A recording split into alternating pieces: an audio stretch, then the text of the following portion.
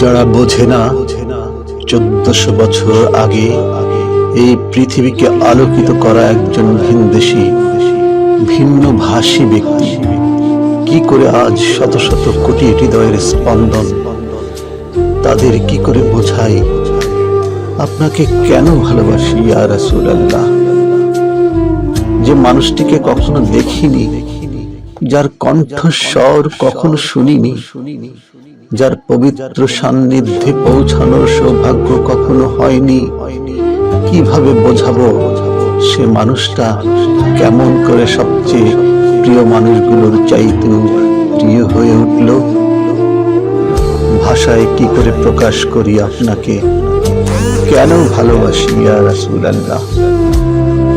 যে মানুষটাকে কখনো দেখিনি, কখনো কণ্ঠস্বর শুনিনি, যার পবিত্র সান্নিধ্যে উপস্থিত হওয়ার সৌভাগ্য কখনো হয়নি, সে মানুষটার এবং আমার মাঝে 1400 বছরের বেশি ব্যবধান। সে মানুষটা কেমন করে আমার এত প্রিয় আপন হয়ে গেল। যারা বোঝে না তারা 20 শতাব্দীতে বসবাস করা শত শত কোটি মানুষ মধ্যযুগের আরব সমাজের একজন ব্যক্তির প্রতি এত টান অনুভব করবে কিভাবে?